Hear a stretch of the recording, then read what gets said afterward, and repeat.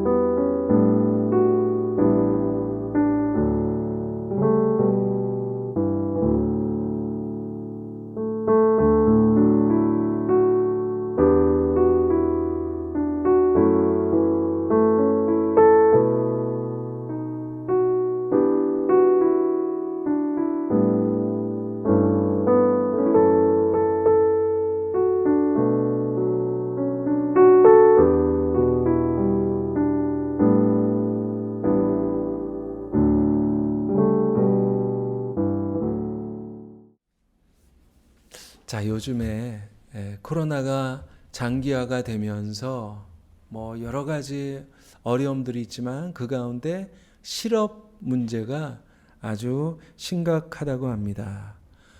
9개월 연속으로 취업자가 감소하고 또 특별히 청년 실업률이 10%로 역대 최고라고 하죠. 카페에서 알바를 모집을 하면 100명, 200명이 지원을 한다고 합니다. 자, 그런데 예수님 당시에도 취업이 사회적인 문제였던 것 같아요. 당시의 경제 상황은 아주 절박했다고 합니다. 많은 사람들이 일자리를 얻지 못했고, 그리고 일자리를 얻었다 해도 정말 입에 풀칠하기도 어려울 만큼 그런 적은 보수를 받았다고 합니다. 그래서 당시 거리 이곳저곳에는 이제 주인을 기다리는, 자기를 고용해 줄 그 주인을 기다리는 노동자들이 많이 서 있었다고 하죠. 바로 오늘 비유가 그런 시대적인 상황을 배경으로 하고 있습니다. 포도원 주인이 이른 아침에 나가서 품꾼을 찾습니다. 그래서 사람들을 만나서 포도원에 들여보내죠. 그런데 일꾼이 부족했는지 오전 9시, 여러분 성경에 나오는 시간은 요즘 시간으로 바꾸려면 더하기 6을 하면 됩니다. 그래서 오전 9시에 나가서 또 일꾼을 데리고 오고, 또 계속해서 정오 12시, 그리고 오후 3시, 심지어는 오후 5시에 나가서 다시 품꾼을 포도원으로 들여보냅니다. 이제 오후 6시가 되었습니다. 하루 일과를 끝내고 이제 품삯을 나눠줍니다. 그런데 이제 5시에 와서 6시까지 1시간 일한 품꾼에게 한 데나리온을 줍니다. 그리고 또 3시간 일하고 6시간 일하고 9시간 그리고 12시간 일한 모든 품꾼들에게 동일한 한 데나리온을 나눠줍니다. 그게 오늘 예수님의 비유의 말씀의 내용입니다. 좀 이상하죠?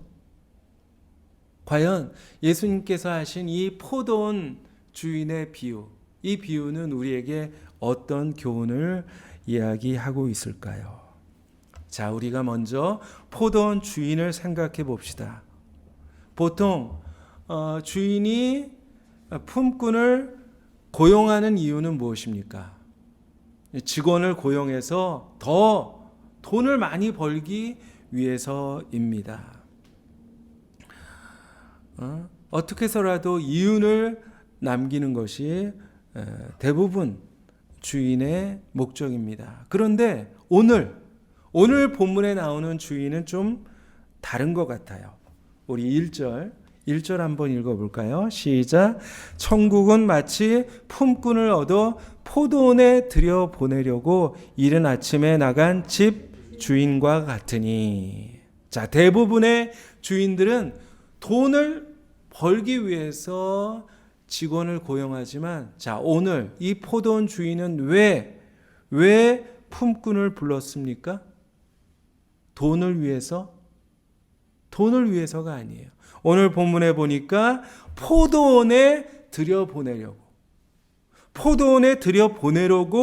품꾼을 불렀다. 그렇게 기록하고 있습니다. 어떻게 해서든지 한 명이라도 더 포도원에 들여보내야지.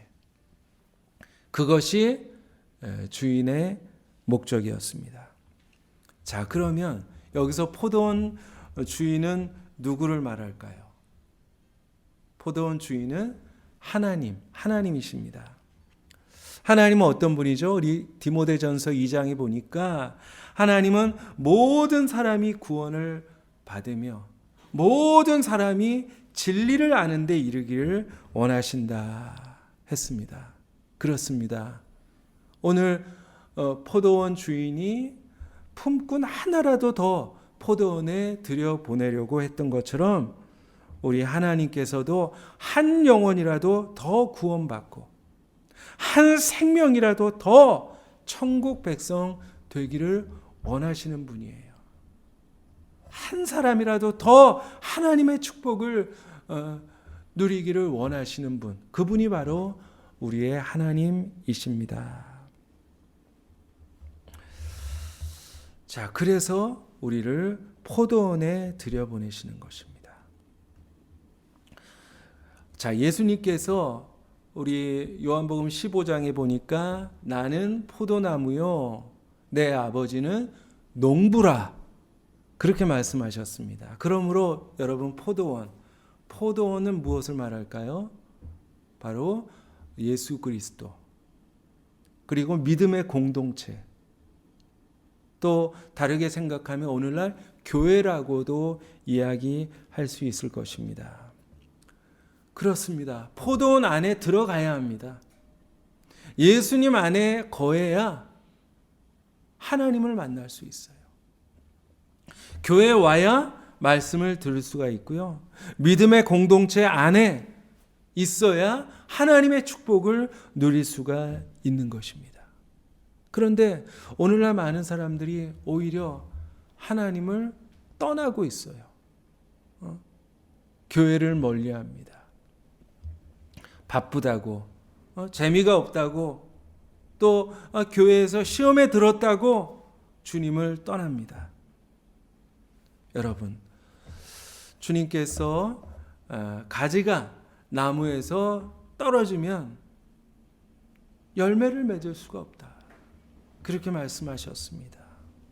나는 포도나무요 너희는 가지라. 그가 내 안에 내가 그 안에 거하면 사람이 열매를 많이 맺나니 나를 떠나서는 너희가 아무것도 할 수 없음이라.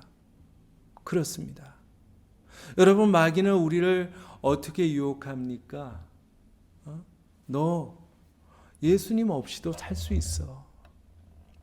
예수님 안에 들어가지 않아도 너 성공할 수 있고 행복할 수 있고 얼마든지 평안을 누릴 수가 있다고 그렇게 우리를 유혹합니다.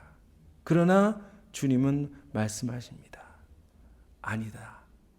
나를 떠나서는 너희가 아무것도 할 수 없다. 여러분, 그렇습니다. 우리 가정도 예수님 안에 있어야 되고요.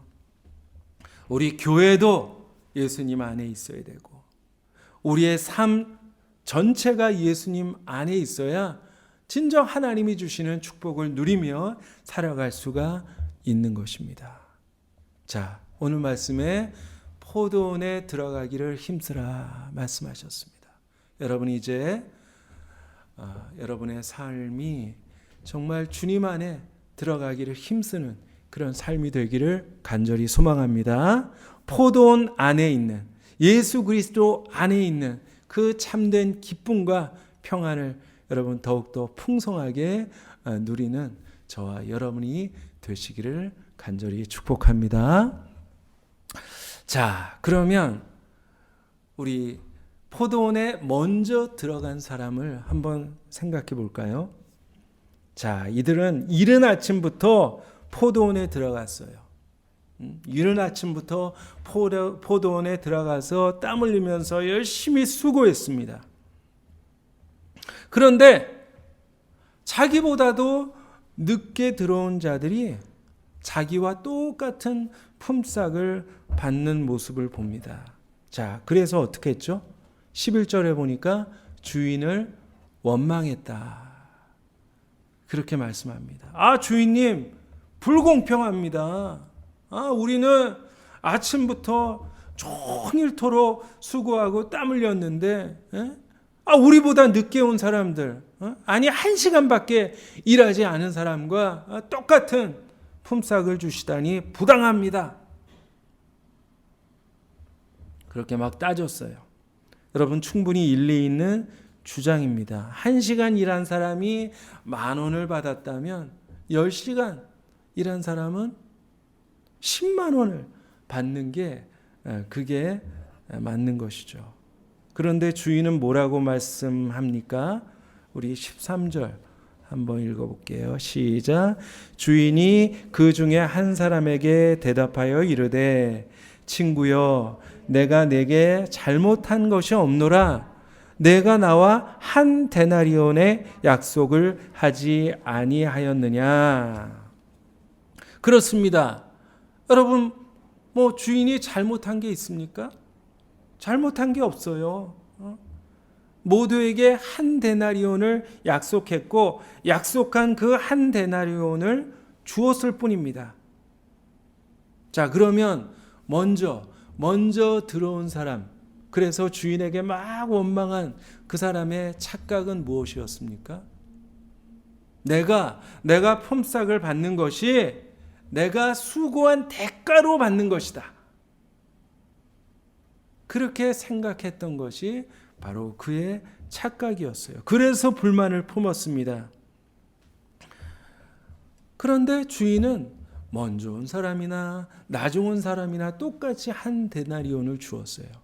여러분, 이게 뭐죠? 이게 바로 은혜입니다. 하나님의 은혜. 일을 해서, 수고를 해서 대가를 받은 것이 아니에요.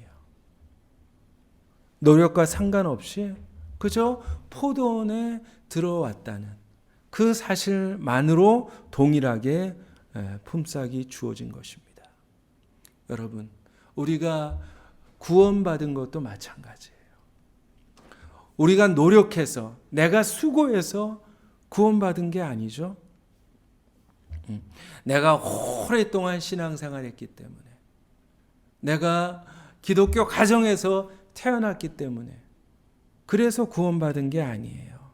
나의 행위나 나의 공로와 상관없이 오직 은혜로, 오직 믿음으로 내가 그저 예수 그리스도 안에 들어왔다는 그 사실 하나만으로 인해서 우리는 하나님이 주시는 구원의 축복을 누리게 된 줄 믿습니다. 그러므로 여러분, 은혜 받은 자는 마땅히 감사해야 돼요. 은혜에 대한 감격이 여러분 있습니까? 하나님께서 주신 그 구원에 대한 감사가 여러분 있습니까? 감사가 사라지면 오늘 먼저 들어온 이 품꾼처럼 불평이 터져 나옵니다. 불만이 생겨요. 아마 먼저 들어온 자들은 처음에는 감사했을 거예요. 처음에 주인이 불러주었을 때는 너무너무 기뻤을 거예요. 주인님 감사합니다. 날 불러주셔서 감사합니다. 내가 있는 힘을 다해서 섬기겠습니다 하면서 눈물을 흘리면서 감격했을 거예요. 그런데 시간이 점점 흐르면서 감사의 마음은 다 사라지고 불평, 원망만 남았던 것입니다. 자, 여러분은 신앙생활 하신 지 얼마나 되셨습니까? 믿음의 가정에서 태어나고 오랫동안 신앙생활하고 또 때로 직분도 받고, 이 신앙의 경력은 축복이에요. 그러나 우리가 조심해야 됩니다. 아무리 오래 예수 믿었어도, 아무리 나에게 직분이 주어졌어도 우리가 그 신앙을 잘 관리하지 않으면 변질될 수 있다 하는 것입니다. 오늘 먼저 들어온 자, 처음에는 감사했지만 결국에는 주인을 원망하지 않았습니까? 먼저 된 자가 나중 될 수 있다. 오늘 그렇게 말씀하셨습니다. 우리가 그 사실을 기억하면서 우리 안에 있는 감사가 식지 않기를 간절히 소망합니다. 하나님의 은혜에 대한 감격이 여러분 사라지지 않게 하시기를 바랍니다. 우리 교회에서 이렇게 식물을 키우다 보니까 아무리 비싼 나무, 좋은 식물이라도 햇빛을 계속해서 받아야지 살 수가 있더라고요. 아무리 내가 비싼 돈을 주고 그냥 좋은 화분에 심었어도 햇빛을 받지 않으면 다 시들어버리고 결국 죽게 되는 것입니다. 그러므로 우리 성도들도 정말 내가 믿음의 가정에 태어났어도, 내가 하나님께 귀한 직분을 받았다 해도 은혜 받지 않으면, 하나님의 그 햇빛과도 같은 은혜를 우리가 받지 않으면 결국 시들어버릴 수가 있다라는 그 사실 우리가 기억해야 합니다. 오늘 먼저 들어온 자는 나중 온 자를 시기하고 불평했어요. 여러분, 사촌이 땅을 사면 어때요? 여러분, 사촌이 땅을 사면 배가 아프십니까? 배가 아프면 안 돼요. 우리 그리스도인들은 사촌이 땅을 사면 박수 쳐주고 또 축하해 줄 수 있어야 하는 것입니다. 내가 더 먼저 예수님 믿었는데, 내가 직분까지 받았는데 하면서 그렇게 교만해지면 안 되는 거예요. 먼저 믿은 자의 특권은 더 많은 것을 얻는 것이 아니라 나중에 믿은 그 연약한 자들도 구원의 은혜를 누리는 것을 보면서 우리가 함께 기뻐하고 또 함께 감사하고 또 함께 즐거워하는 것, 바로 그것입니다. 우리가 탕자의 비유를 보면 큰아들이 아버지에게 막 불평하잖아요. 아버지, 나는 집을 나가지도 않았고 아버지 재산을 탕진하지도 않았는데 왜 저를 위해서 잔치를 열어주지 않습니까? 착각이죠. 이미 큰아들은 하나님의 은혜를 누리고 있어요.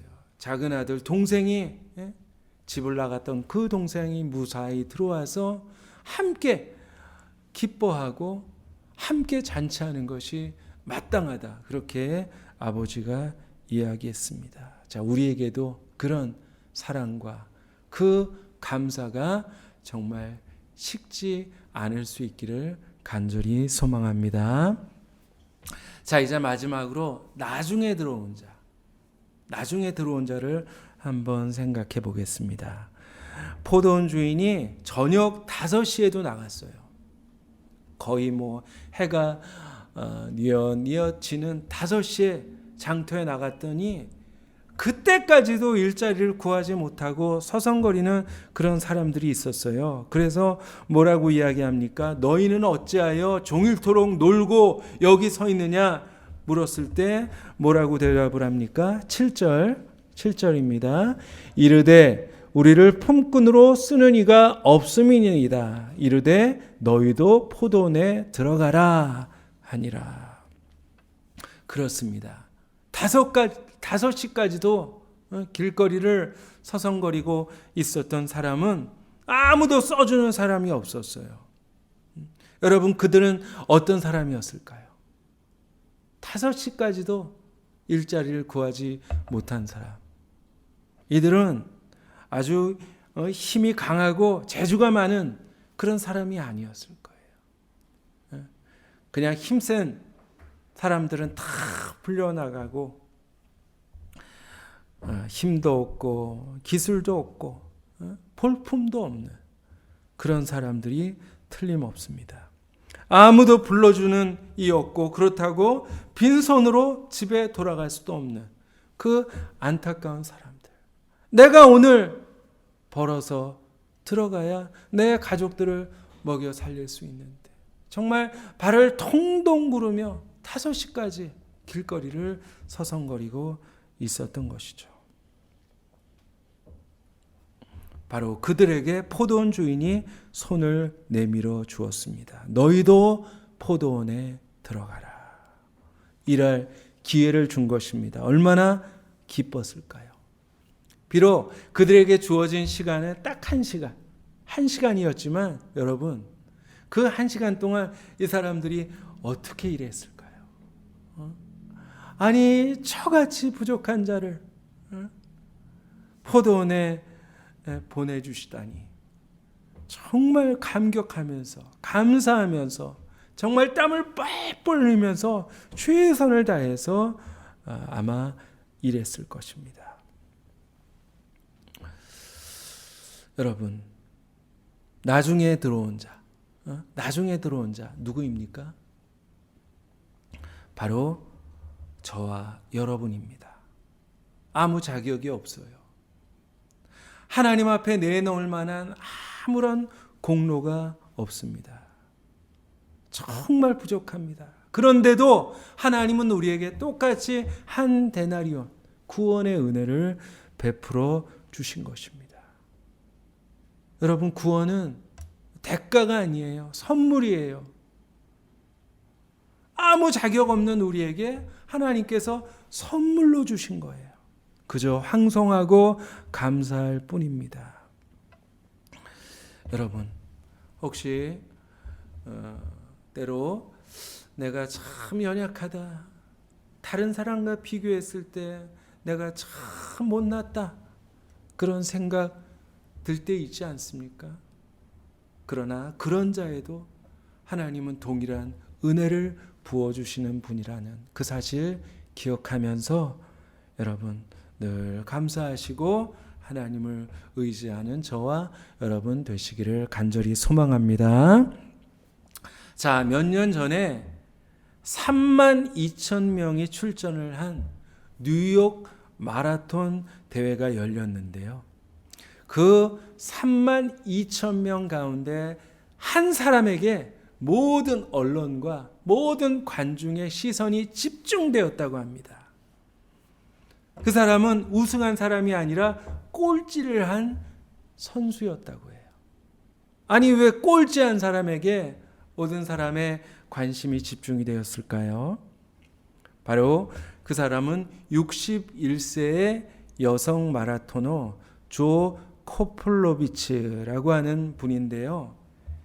이분은 30년 전에 다발성 경화증에 걸려서 지팡이 2개 의지한 채 그저 간신히 팔다리를 움직이는 그런 중증 장애인이었다고 합니다. 그런데 그녀가 땀과 눈물에 젖은 발로 42.195km를 완주했어요. 시간이 얼마나 걸렸을까요? 빨리 달리는 사람은 2시간대, 3시간대 달리지만 이 여인은 꼬박 하루하고도 4시간이 지난 28시간 45분 만에 결승점을 통과했다고 합니다. 그래서 자기와 같은 질병을 앓고 있는 사람들을 위한 기금을 마련할 수 있었다고 합니다. 여러분, 길이 험하다고 능력이 부족하다고 좌절하지 마세요. 주님을 위해서 달린다면, 내가 주님을 위해서 살아간다면 내가 1등이 아니라 꼴찌라도 주님은 우리를 응원해 주실 것입니다. 박수를 쳐 주실 것입니다. 여러분, 먼저 온 사람들은 내가 이만큼 일했는데 왜 더 많이 안 주십니까? 빚쟁이 같은 그런 믿음이었어요. 왜 하나님 나에게 복을 안 주세요? 내가 이만큼 기도했는데, 내가 이만큼 주님을 위해서 충성했는데 왜 나에게 복을 안 주십니까? 이렇게 좀 빚쟁이처럼 신앙생활 하는 사람도 있고요. 그러나 나중에 온 사람들은 빚진 자의 신앙이었어요. 하나님, 나는 빚진 자입니다. 나는 사랑의 빚진 자, 하나님의 은혜의 빚진 자입니다. 그저 모든 것 주님의 은혜입니다. 여러분, 이것이 더욱더 건강한 신앙인의 모습이에요. 사도 바울은 원래 예수 믿는 사람들을 핍박하던 자였잖아요. 그런데 부활하신 예수님을 믿고 사도로 부르심을 받았어요. 얼마나 감사했을까요? 하나님, 저 같은 것을 감히 사도로 불러주시다뇨. 그래서 평생을 빚진 자의 심정으로 그렇게 사역을 했습니다. 고린도전서 15장에 보니까 그러나 나의 나된 것은 하나님의 은혜로 된 것이니 내게 주신 그의 은혜가 헛되지 아니하여 내가 모든 사도보다 더 많이 수고하였으나 내가 아니요 오직 나와 함께 하신 하나님의 은혜로다. 내가 많은 수고를 했지만 내가 한 게 아닙니다. 오직 하나님의 은혜입니다. 그렇게 고백을 했습니다. 항상 은혜 빚진 자로서 그렇게 주님을 위해서 충성을 했던 것이죠. 자, 오늘 말씀의 결론은 16절에 나와 있습니다. 한번 같이 읽겠습니다. 16절 시작. 이와 같이 나중된 자로서 먼저 되고 먼저 된 자로서 나중되리라. 아멘. 그렇습니다. 먼저 된 사람도 나중될 수 있고 또 나중된 사람도 먼저 될 수 있다 하는 것이죠. 여러분은 과연 먼저 된 사람입니까? 나중된 사람입니까? 나중된 자라고 뭐 연약하다고 내가 부족하다고 실망할 필요가 없어요. 포기할 필요도 없습니다. 그저 나에게 주어진 것 가지고 우리가 주님을 힘껏 섬기면 하나님께서 우리에게 동일한 한 데나리온의 은혜를 베풀어 주실 줄 믿습니다. 여러분, 역전이 가능합니다. 신앙생활은 역전이 가능해요. 제가 목회를 하면서 보면 우리가 볼 때는 신앙생활 오래 한 분들이 더 열심히 신앙생활할 것 같은데 근데 그렇지 않더라고요. 이제 예수 믿은 지 얼마 안 된 분이 더 열심히 더 순수한 마음으로 그렇게 주님을 섬기는 그런 모습을 보았습니다. 여러분, 출발이 늦었어도 주어진 시간 동안 최선을 다해 주님을 섬기면 저와 여러분들에게 하늘의 상급이 반드시 예비되어 있을 줄 믿습니다. 혹시 먼저 된 자가 계십니까? 오랫동안 신앙생활했고 직분도 받았습니다.